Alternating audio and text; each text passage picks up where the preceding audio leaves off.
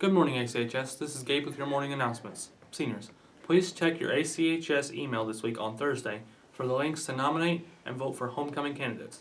The form for nominations will be open from 8 a.m. until 3:10 p.m. Thursday. No late votes will be accepted, so please make sure to log in and take care of that. If you have any questions, please ask Miss Adams. On to your weather. Good morning, Bearcats. Here's your weather for the day. Today is going to be cloudy with a high of 66 and a low of 57. There will be a 20% chance of rain and wind will be up by 17 miles per hour. Tomorrow, all the way through next week, is going to be non-stop raining. Make sure to bring a coat. On to your next segment. Good morning, Bearcats.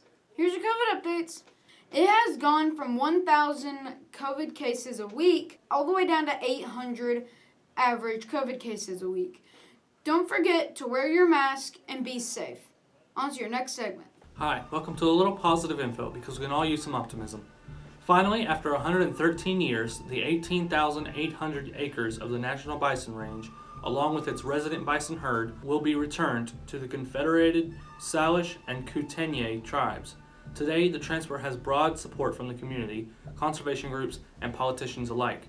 But the long journey included 3 rounds of failed agreements between the U.S. and the tribe, numerous lawsuits, a federal investigation, and a massive public education campaign to squash racist rumors and stereotypes. It comes at a time of a broader conversation on the return of the land to tribal nations, with an indigenous woman, Deb Holland, poised to oversee public lands management as Interior Secretary for the first time in history. Chairwoman Shelley Fayant said, quote, "It's reconciliation.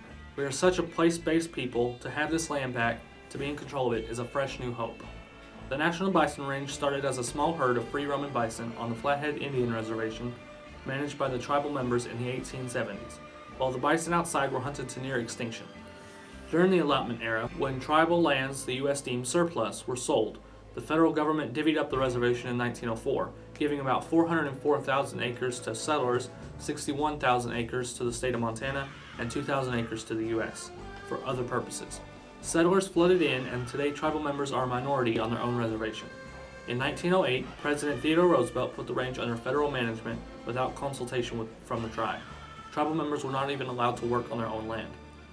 Quote, "More than any other campaign I've worked on, or any other organization space that I've been in, land back is one of the ones that holds the most hope.